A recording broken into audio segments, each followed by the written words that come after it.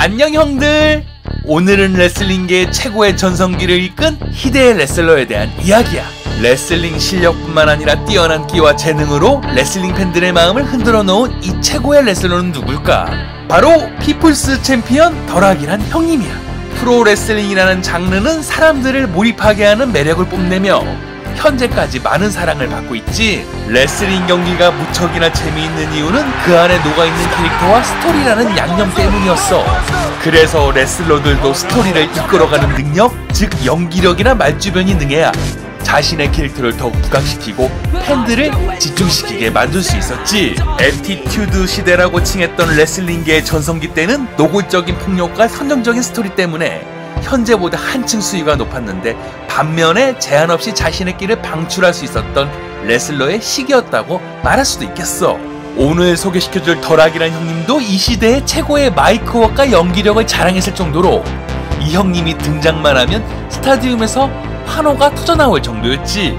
이때 동대 라이벌이었던 스티브 오스틴과 인기의 쌍벽을 이룰 정도로 이때의 더락 형님은 실로 대단했었어. 링 위에서의 마이크웍이나 잘생긴 외모, 멋진 기질뿐만 아니라 타고난 운동신경으로 몸으로 하는 쇼맨십 또한 타의 추종을 불허하였지. 그런 의미에서 이 형님을 최고의 스타로 만든 더락표 기술들을 한번 알아보자고. 그의 이름이 붙은 최고의 기술, 락바텀이란 기술이야. 상대방을 두 손으로 잡고 들어올려 오른손과 체중을 이용하여 그대로 링에 내리꽂는 기술인데, 공중에서 떨어지는 레슬러들의 호쾌한 모습과 함께 터져나오는 큰 굉음은 팬들의 환호를 이끌어내기에 충분했어. 이렇듯 상대방이 링 위에 널브러져 있으면 멋쩍게 앞에 서서 관중들을 잠시 응시하게 되는데, 이런 순간이 되면 팬들은 자리에 일어나 환호성을 지르기 일쑤였지. 그 이유는 더락의 상징 피플스 엘보우라는 기술 때문이었어.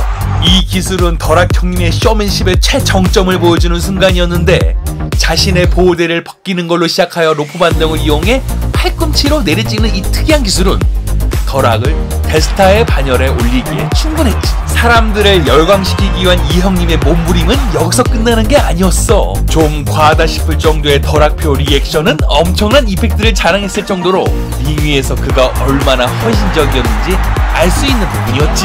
그가 마이크를 들고 무대에 올라오면 그의 입에서 어떤 말이 나올지 팬들은 귀를 열어 링 안을 집중하기 시작했어. 언제나 처음에는 진중하고 천천히 이야기를 시작해 중반에서는 심장이 멎을 것 같은 속사포 같은 입담으로 상대 레슬러를 쏘아붙이는 장면은 시종일관 팬들을 자극하기 충분했고, 마지막 정점으로 혀를 내밀면서 어김없이 내뱉는 특유의 유행어는 실로 엄청난 인기를 끌었지.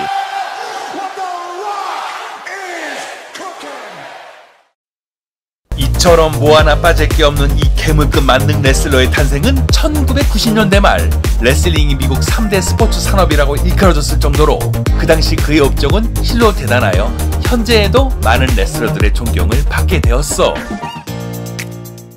더락 형님은 1972년 5월 2일 날씨 좋은 캘리포니아주 헤이워드에서 태어났어. 아버지는 1980년대 라키 존슨으로 활약했던 레슬러였고, 할아버지도 WWF에서 활약한 피터 마이비아라는 레슬러였을 정도로 일찍이 레슬링과 밀접한 관련이 있었어.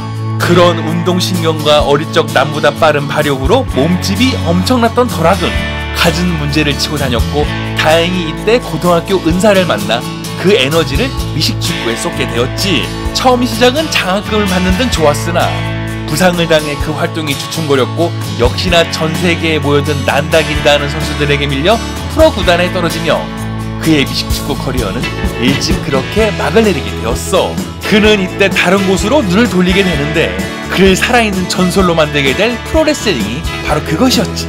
그의 아버지 라키 존슨은 프로레슬러의 고단한 삶을 익히 알고 있던지라 그를 굳고 만류했으나 더락 형님의 열정을 꺾지 못했고 직접 레슬링을 가르쳐주기 시작했어. 1995년까지 아버지에게 개인 레슨을 받다가 여러 테스트를 통과한 후 1996년 그의 오랜 둥지가 돼 WWF에서 수련을 받기 시작했지. 1996년 드디어 그는 인정을 받아 서바이버 시리즈에서 라키 마이비아라는 닉네임으로 데뷔하게 되었어. 데뷔 3달 만에 현 레슬링계의 거목이 될 헌터 허스트 햄즐리를 꺾으며 인터컨티넨털 챔피언에 오르게 되면서 이때 당대 선수 브렛 하트까지 꺾는 등 맹활약을 보였지. 그러나 이때 마음씨 착한 청년의 기믹으로는 팬들에게 그리 인기를 끌지 못했어. 그가 등장할 때면 언제나 안티챈트가 터져나왔고 데뷔한 지 얼마 안 된 덜악은 마음고생을 심하게 할 수밖에 없었지. 1997년 더더욱 오웬 하트에게 인터컨티넨탈 타이틀을 잃게 되었으니 그의 선수 생활은 불안불안하였어. 거기다 무릎 부상을 당해 결장하는 등 몸과 마음의 컨디션은 바닥을 치고 있었지. 그는 깊은 생각 끝에 야유를 보내는 관객들과 정면 대결을 선택하게 되었는데 이때 네이션 오브 도미네이션이라는 흑인 레슬러 스테이블에 들어가 덜악이라는 이름을 내세우며 소위 막 나가기 시작했어. 상대방의 마이크를 가로채는 모습 등 전에 볼 수 없었던 버릇없는 행동은 점점 사람들의 호기심을 자극했고 스티브 오스틴에게 갖은 굴욕을 당하면서까지도 그는 자신의 변신을 어떻게든 관객들에게 어필해야 했었지. 급기야는 링에 올라가 흑인식 말투를 잔뜩 섞어가며 자신의 생각을 그대로 팬들에게 내뱉기 시작했고 반응은 의외로 호의적이었어. 1998년 레슬매니아 14에서는 드디어 그의 유행어가 출연하였고 팬들의 인기를 끌어올리며 스타로 올라가기 위한 발판을 마련하기 시작했지. 1998년 서바이버 시리즈에서 빈스 맥마흔 부자의 전폭적인 지지를 받으며 첫 WWF 월드 챔피언에 오르게 되었어. 힘들었던 과거를 뒤로하고 자신감이 붙은 그의 호쾌한 말주변과 외모 등은 마치 물 만난 고기 마냥 거침이 없고 시원시원하였지. 이때 인지도가 높았던 레슬러 믹폴리와 대결하며 인기를 계속적으로 상승시켰고 1999년 로얄럼블 아이퀵 매치에서 믹폴리와 명경기를 벌이며 챔피언이 되면서 대망의 레슬매니아 15에서 스톤콜드와 대결하며 한 시대를 이끌어갈 양대 산맥이 되었어. 이러한 덜악의 인기는 실로 엄청나고 대단하였는데 그의 기술과 마이크웍에서 유행어를 따와 스맥다운이라는 브랜드를 창설하는 등 이때의 인기는 실로 상상을 초월하였지. 월요일 WCW와 시청률 싸움이 치열했던 이때 앞으로 레슬링 역사에 전무후무하게 될 시청률 8.4%가 나올 정도로 바야흐로 한 시대를 이끌어갈 아이콘의 탄생이었어. 이때 스티브 오스틴의 부상으로 WWF를 한동안 짊어지고 갈 원탑이 되었고 빈스 맥마흔과 대립하며 그가 밀어붙였던 피플스 챔피언이란 상징을 모두가 인정할 정도로 그의 행보는 실로 대단하였지. 2001년 부상을 딛고 다시 나타난 데스타 스톤콜드와 최고의 선수 자리를 놓고 엄청난 신경전을 벌였고 레슬매니아 17에서는 그와 경기를 치루어 데이브 멜처 등급 4.5점의 명경기를 받았으나 아쉽게도 스티브 오스틴에게 패해 챔피언 자리를 내주게 되었어. 영화 촬영으로 잠시 공백기를 가지다 한창 WCW, ECW 연합군이 WWE를 침공한다는 인베이전 스토리가 벌어지게 되었고 이때 연합군 측인 스톤콜드를 견제하기 위해 복귀하는가 싶었지만 역시나 시대의 탕아 덜악은 빈스 일가를 모두 락바텀으로 보내버리며 독고다의 인생을 걸어가게 되었지. 이후 갖은 못된 짓을 하는 빈스 회장에게 굴욕을 주는 등 팬들이 원하는 챔피언으로서의 자리를 굳건하게 지키며 모두에게 큰 즐거움을 주었어. 2002년 8년 만에 돌아온 헐크 호건과 대립하며 팬들의 초미의 관심을 불러일으켰고 WWE 벤전스에서는 언더테이커와 커트 앵글을 꺾으며 레슬러 최초로 7회 WWE 챔피언에 등극하는 영예를 안았어. 그러나 2002년 썸머슬램에서 브록 레스너에게 패해 챔피언 배틀을 넘겨주게 되었지. 이때 헐리우드 영화배우로도 승승장구할 시기였던지라 자주 공백기를 가지는 모습은 팬들에게 좋은 모습으로 보여지지 않았고 그런 모습을 봤을 때 이때 사람들은 레슬러로서의 덜악을 향수하는 것 같았지. 이후 2003년 노웨이 아웃에서 복귀하여 헐크 호건과 경기에서 승리하였고 레슬매니아 19에서 당대 라이벌인 스톤콜드와 대결하여 승리하였지만 영화 일에 전념하기 위해 그의 레슬링 경력은 여기에서 마침표를 찍게 되었어. 하지만 그 이후에도 WWE와 계속적인 좋은 커넥션을 보여 레슬매니아 20에서 믹폴리와 함께 에볼루션과 경기를 하는 등 레슬링에 대한 열정은 그리 쉽게 식지 않았지.